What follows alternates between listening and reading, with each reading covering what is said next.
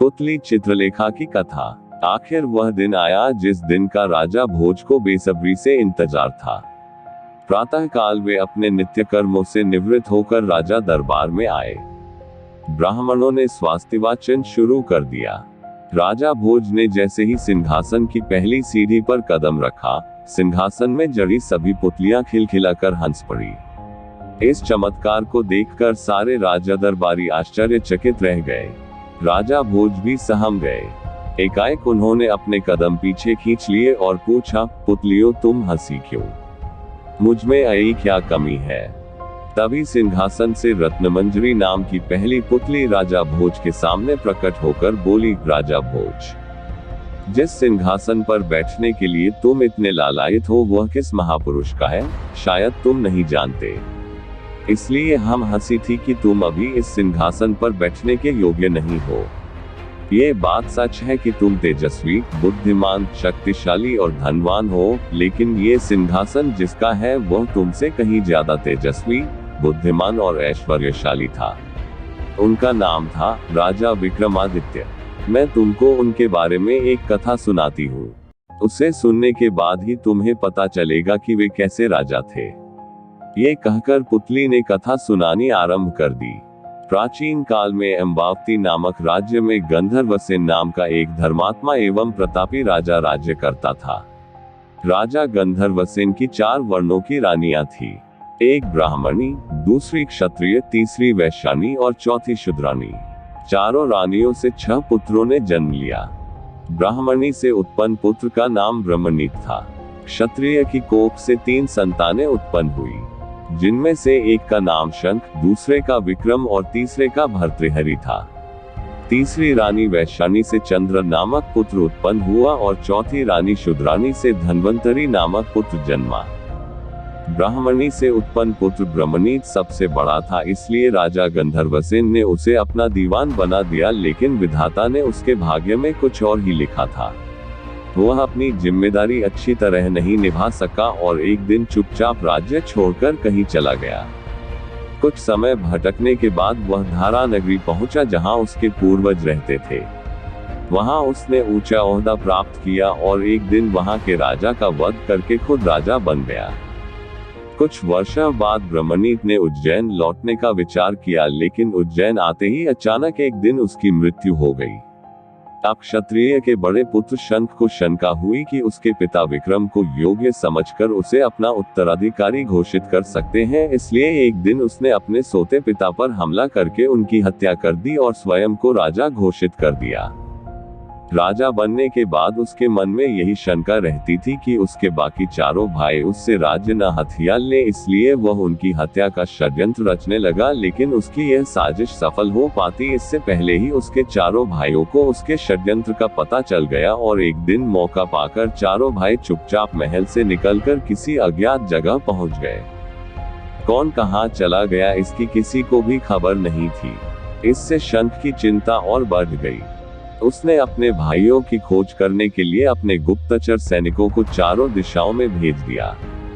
गुप्तचरों की काफी खोजबीन के बाद भी उनका पता नहीं चला। तब शंख ने ज्योतिषियों को सहारा लिया। उसने ज्योतिषियों को बुलवाया।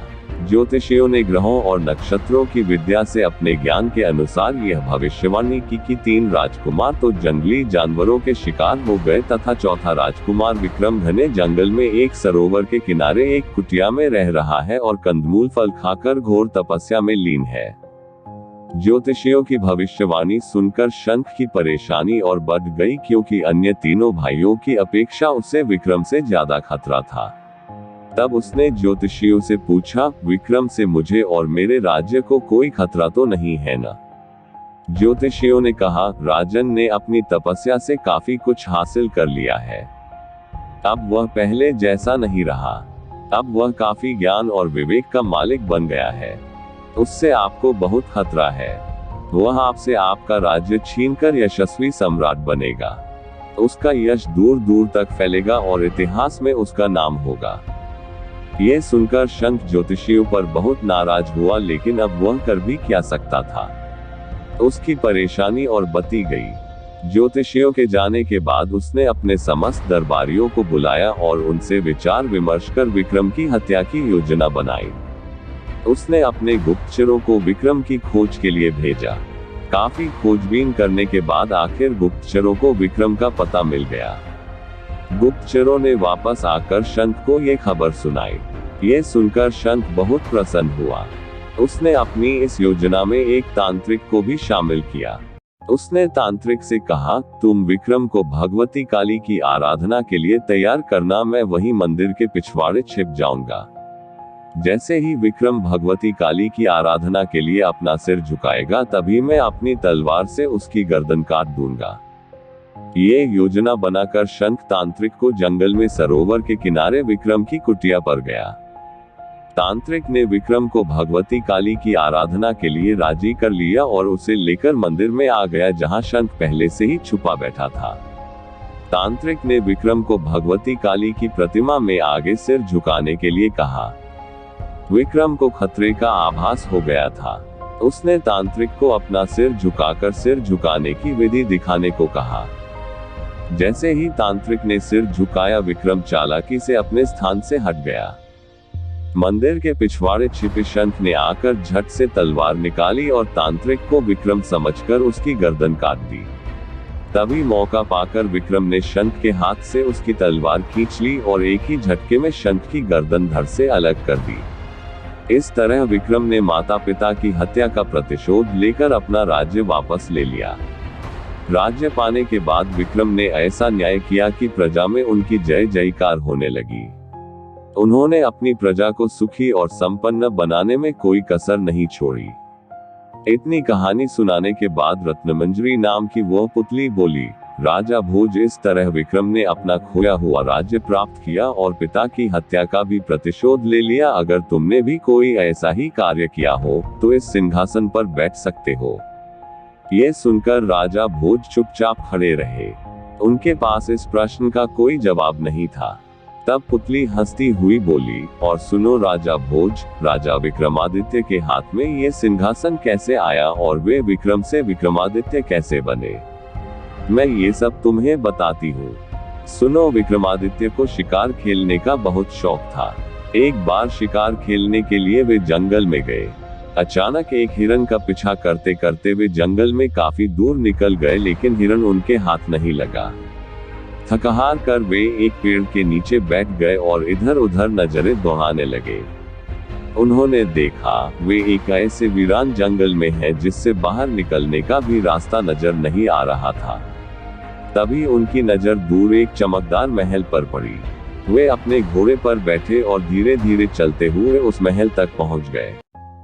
वह महल लुत्व रंग का था, जो कि राजा बाहुबल का दीवाना था। उसने विक्रमादित्य का स्वागत सत्कार किया। उसने विक्रमादित्य को बताया कि आप यशस्वी राजा बनेंगे, लेकिन उसके लिए आवश्यकता है कि राजा बाहुबल आपका राज तिलक करे। उसने ये भी बताया कि हमारे राजा महादानी हैं। आप अवसर पाकर उनसे अद्भुत स्वर्ण जड़ित सिंहासन मांग लीजिए, जिसे भगवान शंकर ने प्रसन्न होकर उन्हें भेद स्वरूप प्रदान किया था। वह सिंहासन आपको चक्रवर्ती सम्राट बना देगा। ये सुनकर विक्रमादित्य राजा बाहुबल के महल में गए। राजा बाहुबल ने उनका उचित स्वागत सत्कार किया और उनका तिलक करके उन्हें चक्रवर्ती सम्राट घोषित कर दिया। जब विक्रमादित्य ने उनसे रत्नजड़ित सिंहासन की मांग की तो राजा बाहुबल ने उन्हें सिंहासन का सच्चा अधिकारी समझकर उसे देने में कोई संकोच नहीं किया। कुछ दिन तक राजा बाहुबल का आतिथ्य ग्रहण करने के बाद राजा विक्रमादित्य सिंहासन लेकर अपने नगर लौट आए। सिंहासन को प्राप्त करते ही उनका नाम चारों ओर फैलने लगा। दूर दूर से राजा महाराजा राजा विक्रमादित्य को बधाई देने वहां पहुंचने लगे। उस सिंहासन की वजह से सभी राजाओं ने इस बात को मान लिया कि विक्रमादित्य पर देवताओं की असीम कृपा है। सभी ने उन्हें चक्रवर्ती सम्राट मान लिया। इतना कहकर वह पुतली अदृश्य होकर सिंहासन पर अपने स्थान पर समा गई। कथा सुनकर राजा भोज ने उस दिन सिंहासन पर बैठने का विचार छोड़ दिया और यह सोचकर वापस अपने महल में लौट आए कि अगले दिन अवश्य सिंहासन पर बैठूंगा।